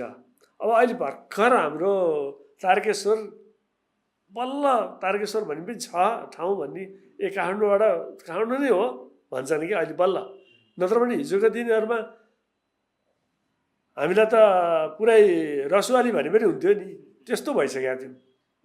त्यति नजिक भएर काठमाडौँ अब चक्रपथबाट 2-2.5 किलोमिटरको डिस्टेन्समा त्यति पछाडि हुनु भन्ने त अचम्मै, धेरै पछाडि परेको नि हामी। म इराकमा बस्दाखेरि मभन्दा 1 महिना अगाडि मेरो एकजना साथी उस्ट आउनुभयो होइन, आउँदाखेरि अलिकति त्यहाँको कोसेली पठाइदिएको थिएँ, घर लगाएर दिनु थोरै पैसा पनि दिइदियो भाइ भनेर मैले पठाइदिएको थिएँ। अनि ल हुन्छ म लगिदिन्छु घरै लगाएर दिन्छु नि भने उसले ल्यायो। उसले पछि मैले उसलाई भेटेर उसले के भन्नु, उसको घर पाल्पा, मेरो पाल्पा त स्वर्ग रहेछ, तर त्यो त काम नलाग्ने ठाउँ त्यस्तो ठाउँ रहेछ, त त्यति विकट रहेछ, काठमाडौँबाट त्यति नजिक पनि त्यस्तो हुन्छ, त्यस्तो ठाउँमा बसेर त भनेर मलाई भनिदियो। हुनु पनि हो, गर्ने कसले त, गर्ने त अहिलेको हामीले त हो नि, युवा जमातले लागेर गर्ने त हो नि। चेतना फैला अझै पनि गाह्रो त गाह्रो छ। अब जस्तो अब यसको लागि चाहिँ हामीले विशेष रूपबाट हेर्नैपर्छ, गर्नैपर्छ जस्तो लागेको छ। जस्तो नर्थ काठमाडौँ छ नि, त्यो केही हेर्ला जस्तो फिलिङ भएको थियो। खै मैले हिजो त कतातिर गएको छ त्यो पनि थाहा छैन मलाई। जस्तो अब तपाईँले भन्नुहोस् न फुटुङका कुराहरू, पहिला यो साइप्रसतिर इजिप्टतिर इजरायलतिर बाटोमा यताउति सडक मात्रै रहेछ, मान्छे देखिन्थे, अब सफा हुने एकदम अर्कै आनन्द हो, यस्तो पो हुनुपर्छ है विकसित देशहरू त भन्थेँ क्या मैले। तर अहिले करिब बरु हाम्रो गोल्डुङाभन्दा परिवेश बाहिर चाहिँ नि त्यस्तो छ, तर यहाँ चाहिँ अझै पनि हामी एउटा भनाइ छ नि हजुर, त्यो बत्ती मुनिको अँध्यारो भएको छ क्या, त्यो अँध्यारोलाई उज्यालो पार्नलाई अब हामीले धेरै पहल मेहनत होइन, एउटा नागरिकको सहभागिता त्यो एकदमै जरुरी छ होइन, त्यो पछि नहुने कुरा असम्भव के छैन। तारकेश्वरमा के छैन भन्नुहोस् न, अब पुरानो गुहेश्वरी देशकै प्रतिष्ठा होइन, सबभन्दा पुरानो। अब कतिपयले कति ठाउँ हामी जान्छौँ चिन्दैनन्, थाहा छैन। गुहेश्वरी भन्दा छ उहाँ पशुपति गुहेश्वरी सम्झन्छन्, त्यसलाई खोइ हामीले प्रचार प्रसार गर्न सक्या। अब हाम्रो त्यहीँ एउटै मात्रै मन्दिर होला सायद, सेतीदेवीको मन्दिर तारकेश्वरकै अहिले गोलढुङ्गाको म बसेको जुन पहिलाको म जन्मेको घर हो, गोलढुङ्गा गाविस जुन थियो त्यतिखेर कुमारटारमा हो। अब अहिले अलिकति मन्दिर बन्न लागेको छ र अहिले कृष्ण मन्दिर छ नि माथि। अब बैखुमा त्यस्तै मन्दिर छ, कति राम्रो छ त, हेर्नु भएको छ होइन। नारायणडोलमा हेर्नुहोस् त, पहिला तपाईँलाई थाहा छ नि, सुन्नु होला, पानी नपर्दाखेरि हुन त अब म नि त्यति साह्रो विश्वास गरिहाल्ने त होइन मान्छे त्यस्तो कुरामा, तैपनि अब धेरै समयसम्म पानी आएन भनेदेखि पानी माग्न जाने भनेर जामाचोक माथि गएर त्यहाँबाट नारायणडोलबाट पूजाआजा गरेर माथि गएर झोरमा पनि जान्थे नि, झोरको बाउन्डेश्वर माथि पनि पानी माग्न जान्थे, पानी पर्थ्यो होइन, त्यो बेलामा त्यो संयोग पऱ्यो के भयो होइन। खैर अब हामीले धेरै हिँडेको धेरै कुरा गऱ्यौँ। अब यहाँले यत्रो धेरै अब त्यो स्टेपै गणना गर्ने भने त मिलियन्सभन्दा बढी पुगिसक्छ होला तपाईँको होइन। हिँड्न चाहनेहरूलाई चाहिँ हजुरको एकदम सुझाव चाहिँ के छ त? जो अब हाइक हिँड्न चाहन्छ, जो भनौँ तपाईँकै एजको 50 माथिका छन्, उहाँलाई के सुझाव? अब हामी जस्तो अब तपाईँको नजिक पुग्ने उमेरको लागि के सुझाव, अनि यङ जेनेरेसनलाई के सुझाव दिन चाहनुहुन्छ? म त के भन्छु भने सबैभन्दा महत्त्वपूर्ण सम्पत्ति तपाईँको स्वास्थ्य हेर्नुहोस्। धन सम्पत्तिको जरुरत होइन, स्वास्थ्य। तपाईँको स्वास्थ्य ठिक छ भने सबै ठिक हुन्छ। स्वास्थ्यलाई ठिक गरेर के गर्ने त भन्दाखेरि आफ्नो क्षेत्रबाट गर्न सकिने कुराहरू चाहिँ गर्नुपर्छ। हामीले सकिन्न कि औषधिको भरमा बस्ने होइन क्या, खालि डक्टरको भरमा मात्रै बस्ने होइन। कमसेकम बिहान जति सकिन्छ, हाम्रो एज अब बढी भइसकेको छ, धेरै हिँड्न सकिन्न, कमसेकम आफ्नै छत त घुमिदिनुहोस् कि, आफ्नै आँगन छ नि बारीमा, जति सकिन्छ त्यति घुम्नुहोस् र पानी पिउनुहोस्, त्यसले फाइदा गर्छ। र यङ एजका साथीभाइहरू अब उनीहरूलाई चाहिँ के भन्छु भने कमसेकम तपाईँहरूले एक त सबै ठाउँ कस्तो छ देख्ने मौका पाउनुहुन्छ। अर्को तलको लेभल, ग्रास लेभलको जनताहरूले के गरेर खाइरहेछन्, कसरी आफ्नो जीवनयापन गरिरहेछन्, तिनीहरूलाई के गर्दाखेरि चाहिँ अझ माथि आउँछन्। मैले अघि नै मैले एउटा कुरा भन्दै थिएँ, हजुरले रोक्नु भएको थियो नि। त्यो मैले के भन्न लागेको थिएँ भने, मलाई पढाउने टिचरले मलाई के भन्नुभएको थियो भने, श्रीराम तिमीले किताब त पढ्नुपर्छ, तर तिमीले एक दिनभरि हिँड्यौ भने त्यो 5वटा किताब पढे बराबर हुन्छ भन्नुभएको थियो क्या। एकदम हो है, मलाई ट्याक्कै त्यो भयो। अहिले जुन तपाईँले भन्नुभयो नि, हिँडिसकेपछि गाउँको जनजीवन त्यहाँ के छ सबै कुरा एउटा खुल्ला हिसाबले बुझिन्छ नि। त्यसमा तपाईँको आफ्नो धारणा र पर्सपेक्टिभ अथवा आफ्नो विचार आउने। मैले लेखेको किताब तपाईँले पढ्नुभयो भने त्यो पढेर तपाईँले बुझ्ने भयो क्या, देख्न त पाएन नि। त्यसले गर्दाखेरि हिँडाइमा त्यो खालको एउटा ज्ञान, एउटा पावर होइन त्यो आउँछ भन्ने उहाँले व्याख्या गर्नुभएको थियो क्या। मैले त्यही भएर अहिले हजुरलाई मैले सोधेँ, हिँड नै भन्ने सुझाव यहाँले दिनुभयो होइन। अब हिँड्दाखेरि चाहिँ सावधानी अपनाउनु पर्ने र जोखिमबाट बच्नु पनि पर्छ नि त कतिपय बेला। त्यसमा चाहिँ हजुरको अनुभव र सुझाव के छ? यो कस्तो भने नवराज अर्याल त्यत्तिकै हिँड्दैन क्या, उसको उद्देश्य छ नि। किन हिँड्ने त? पायल जस्तो दौडिराखेर त हुँदैन नि, सबैलाई ध्यान राखेर हिँडे हुन्छ। जस्तो कुनै ठाउँमा जान्छ भनेदेखि त्यो कुरा पूर्ण रूपमा जानकारी लिएर मात्रै हिँडे हुन्छ। तयारीका साथ कति दिनको बाटो जाने, कहाँ गएर बास बस्ने, कसलाई भेट्ने, त्यहाँ अकस्मात केही भइहाल्यो भने कसलाई कोसँग कोअर्डिनेट गर्ने, र त्यहाँको गतिविधिहरू यहाँबाट केही गर्नुपर्ने अन्त केन्द्रबाट कतैबाट आफ्नो घर परिवारबाट केही गर्नु छ भने कहाँ चाहिँ नि सम्पर्क गर्ने, के सबै कुराहरूको एकदम प्लानिङ गरेर सेटल भएपछि मात्र हिँड्ने हो। त्यो गर्न कति समय लाग्छ त? लाग्दैन, त्यो त मेन्टल्ली हो सबैको। मेन्टल्ली अब हल्का फुल्का कुनै ठाउँमा जानु छ भने, अब त हजुरको एरियामा जान्छ भने हजुरसँग नम्बर लिने, ल म एरियातिर जानेछु, त्यहाँ चाहिँ नि होटलहरू त्यहाँ होला, राम्रो होटल कुन जान्छ, हामी अब पैसा हामी तिरिहाल्छौँ, केही फरक परेन, अन्त होटल व्यवस्थापन गरेर यति बजी हामी आइपुग्छौँ, गाडी कहाँसम्म पुग्छ त्यहाँ एउटा मान्छे चाहिँ यसो चिने भाइ भतिजाले त्यहाँ ल्याएर राखिदिनु है, बस त्यति त हो नि। र त्यहाँको अहिले जान सक्ने अवस्था के छ? त्यहाँ चाहिँ जान सकिन्छ सक्दैन, बाटो बिग्रिया छ कि, पुल भत्किया छ कि, त्यहाँ जानलाई गाडीमा जानुपर्ने, गाडी जान्छ जाँदैन त्यहाँसम्म गएन भने के गर्ने, कुन बाटो आउने, त्यो चाहिँ तैँले बुझायो भने लोकल अथोरिटी छ, हामीले कोअर्डिनेट गरेर लान्छौँ। र अनि अर्को कुरो म हजुरलाई भनिरहेको छु, मेरो चाहिँ जीवनमा मैले पैसा भन्दा पनि, पैसा त मैले कमाउन सकिनँ पक्कै हो, तर अनुभव र भ्रमण गरेर प्रशस्त मान्छेहरूको दुःख पीर मर्का र अवस्थाबारेको जानकारीको चाहिँ धनी छु के, म सबै जानेछु, मैले बुझेको छु। त्यो भएर म भन्छु कि भने मेरो केही नभए नि बाउबाजेले अलिअलि जोडिदिएको जति थियो त्यो सम्पत्ति चाहिँ तिनीहरूले बेचेर गरिदिया भने हुन्थ्यो, जोगाएर राखिदिएका छन्, बचत भएर बसेको छ। अहिले मैले त्यसैले वो गएर दाल भात तरकारी खानलाई चाहिँ पुगेको छ त्यही बाजा सम्पत्ति, र मसँग थोर बहुत पेन्सन आउँछ नि, दाल भात तरकारी खानलाई मलाई घरायसी समस्या पर्दैन।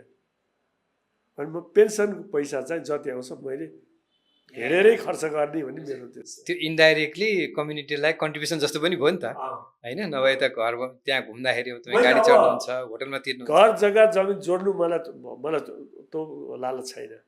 खान पुगिहाल्छ, बस्न समस्या भएन कुरै भयो। हजुरले अघि हजुर सुरुमै भन्नुभयो नि म भाग्यमानी हो, तपाईँ जस्तो भाग्यमानी थोरै मात्रै हुन्छ।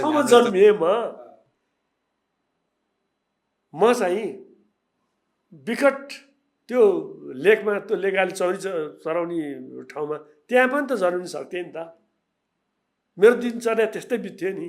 म त यहाँ जन्मिएँ नि, मैले सबै देख्न पाएँ नि, मैले पढ्न पाएँ, मैले बुझ्नु पाएँ, मैले देशको सेवा गर्न पाएँ। आफूले भले देशकै सेवा गर्न मात्र कोही पनि आएको हुँदैन नि, पहिला त आफूलाई हेर्ने हो नि, सेल्फ सेन्टर हुन्छ नि।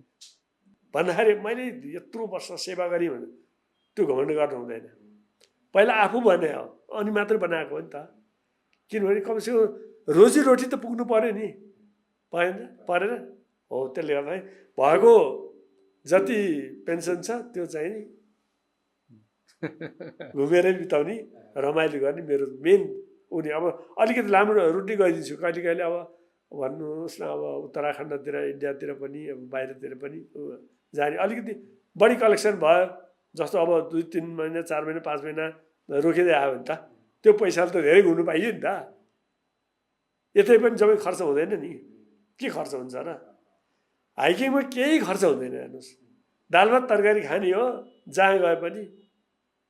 हुन्छ नि, सँगै गएका साथीहरू अलि रमाइलो गरौँ यताउति नि भन्छन्, तर आफूलाई त्यो किसिमको ऊ पनि छैन। अब मैले फेरि तपाईँलाई एउटा प्रश्न गरेँ एकदम छोटोमा, हिँडाइप्रतिको तपाईँको यो मोह चाहिँ किन? सानैदेखि म प्रकृति प्रेमी मान्छे हो, प्रकृतिदेखि असाध्यै रमणीय मान्छे हो म पहिलादेखि नै। ठाउँ ठाउँ घुम्न हिँड्न भनेपछि असाध्यै मनपर्छ, र नयाँ कुराहरू, नयाँ नयाँ कुराको खोजी मेन।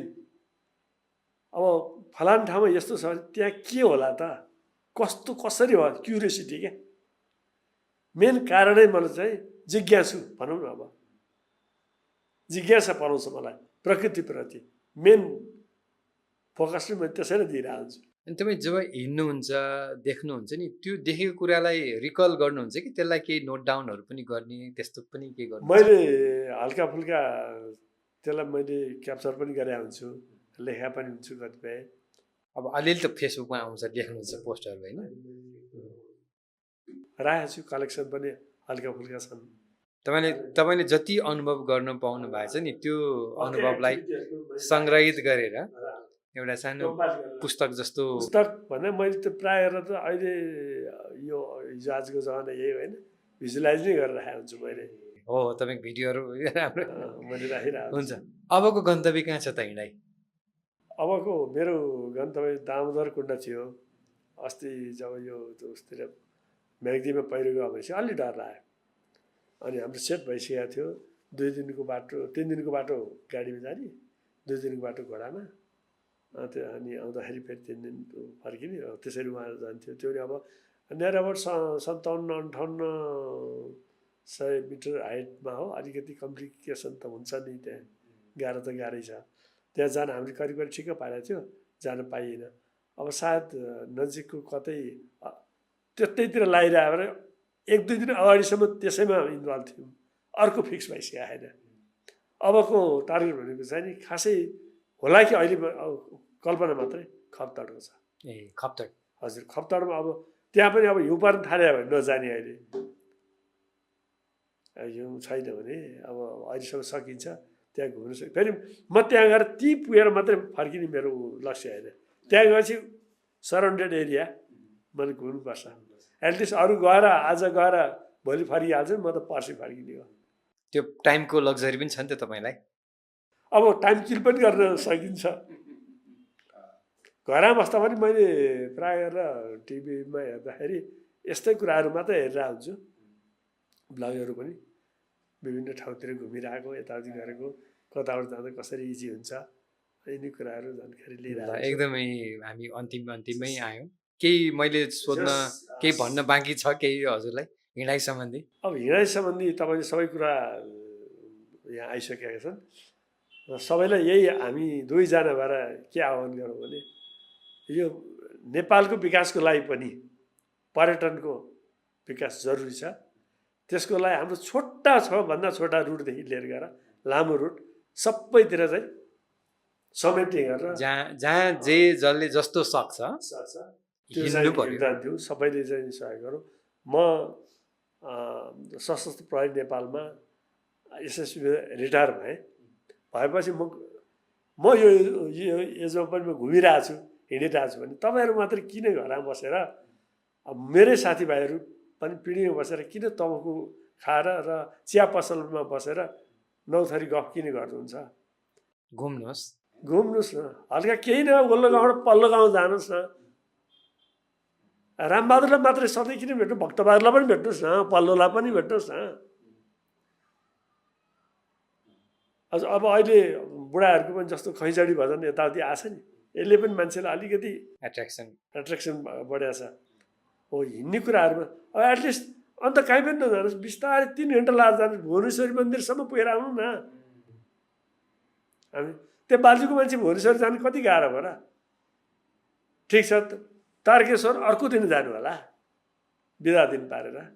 आफ्नो वरिपरि मात्रै भए पनि हिँड्नुहोस्। के नजिकको घेराभित्र चाहिँ गुहेश्वरी छ, हाम्रो गुम्बा छ, तल तारकेश्वर मन्दिर छ, त्यहाँसम्म पुग्न सकिन्छ। मनमयजी मन्दिर छ, हामी धार्मिक आस्थामा बाँचेका मान्छे हो नि त। एकैचोटि जामाचोक नै पुग्नुपर्छ सबै भन्ने छैन नि। जो सक्नुहुन्छ त्यो जानुहोस् न। बालाजुमा बुढा नीलकण्ठ छन्, त्यहाँ गएर दर्शन गरेर पुग्नुहोस्। किन फुलबारी गेटबाट इन्ट्री गर्नुहोस्, मुर्खु ढोकाबाट तल झर्नुहोस्। हामीसँग त्यस्तो ठाउँ थुप्रै छ के। प्रशासन चोगाउँसम्म जानुहोस्। होइन तपाईँ भ्युटार जान सक्नुहुन्न, गाह्रो हुन्छ, तपाईँ थकाइरहेछ। भन्ज्याङसम्म पुगेर फर्किनुहोस् न, कृष्ण मन्दिर छ नि, दर्शन गरेर आउनु न। हिँड्न चाहिँ हिँड्नुहोस् क्या, आफ्नो स्वास्थ्यको लागि हिँड्न चाहिँ हिँड्नुहोस् र एकले अर्कालाई सहयोग पनि गर्नुहोस्। ल यसरी जानुपर्छ, यसरी स्वास्थ्य ठिक हुन्छ भन्ने कुराहरू चाहिँ जानकारी गराउनु मुख्य चाहिँ हाम्रो कर्तव्य पनि हो जस्तो मलाई लाग्छ। हाम्रो तारकेश्वरलाई चाहिँ विशेष रूपमा हाम्रो म के भन्छु भने हाम्रो जुन लिडरसिपमा खटिनु भएको दाजुभाइहरूलाई तपाईँहरूले विकासका कामहरू प्रशस्तै तपाईँले गर्नुभएको पनि छ, नगरे होइन, गर्नुभएको हुन्छ। तर अलिकति अझै भिजन लगाएर अलिकति बौद्धिक स्तर भएका हाम्रो अग्रज दाईहरू हुनुहुन्छ, बाहरू हुनुहुन्छ, उहाँहरूसँग बुझेर के गर्नुपर्छ। खालि बाटो बनाउनु भएर बाटो त बनाउने, माथिल्लो घर चाहिँ नि चिप्लेर तल आउँछ नि, फेरि त्यो पनि बुझ्नु पऱ्यो नि। माथिल्लो घरलाई पहिला प्रोटेक्सन दिएर तल बाटो बनाउनु पऱ्यो नि त, होइन र? त्यो कुरा चाहिँ ख्याल गरिदिनुहोस्। र हाम्रो हाइकिङ रुट चाहिँ तारकेश्वरबाट एउटा पोइन्टबाट घुम्दै त्यही पोइन्टमा पुग्ने गरेर ठाउँमा तपाईँहरूले ट्रेल खडा गरिदिनु भयो भने आफै साना रिसोर्टहरू, टी सपहरू आफै खुल्छन्, उनीहरूको पनि जीवनस्तर राम्रो हुन्छ। ठाउँ खाने ठाउँ यताउति भएपछि सजिलो भयो र घुम्ने मान्छेहरू घुम्न पाउँछन्। एक ठाउँबाट अर्को ठाउँमा जान सजिलै छोटो बाटोको तय गरेर ट्रेलहरू चाहिँ खडा गरिदिनुहोस् भन्ने मेरो चाहिँ आह्वान छ। भित्रैदेखि अन्तरात्माबाट भनेको कुरा यो जुन अब हाम्रो श्रीराम सरले जुन किसिमले यो कार्यक्रम 2-4 शब्द यस जानकारीमूलक कुराहरू दिने जबरको दिलाउने कोसिस गर्ने जुन बाटो सिर्जना गर्नु, त्यसको लागि तपाईँलाई पनि धेरै धेरै धन्यवाद। यसरी नै हाम्रो भाइ भतिजाहरूले पनि अगाडि बढ्दै छन्, यही नै हो मेरो चाहिँ मुख्य अभिलाषा। अनि अरू त्यति हो दाइ, अब आजलाई त्यति नै गरौँ। हस् धन्यवाद। यसरी अब यिनी कुराहरू समसामयिक परिप्रेक्ष्यका कुराहरू अन्तर्राष्ट्रिय कुराहरू र बाह्य जगतमा भएका विकास पूर्वाधारमा रुमलिएका कुराहरू र सबै आफ्नो क्षेत्रीयगत हिसाबबाट घुमेका ठाउँहरूको सबै कुराहरू प्रश्न पार्ने मौका दिनुभयो र हाम्रो गोलढुङ्गा, धर्मस्थली, काभ्रेस्थली, जितुभेदी सबै जति पनि छन् एरिया छन् धार्मिक र पर्यटकीय स्थलहरू छन् तिनीहरूलाई पुनरुत्थान गर्नुपर्ने गर्ने अब नत्र भने तीसम्म एक ठाउँबाट अर्को ठाउँमा सजिलै जान सक्ने किसिमका रुटहरू र पानीको व्यवस्थापन र सानो ठाउँमा चाहिँ बाटो देखाउने होर्डिङ बोर्डहरू बनाइदिएर बाटोहरू बनाइदिएर सबै जनचेतनामूलक कार्य गरिदियो अझै पनि राम्रो हुने थियो भन्ने अभिलाषाका साथ एकदम राम्रो सुझावको लागि धेरै धेरै धन्यवाद। हस्, थ्याङ्क यू।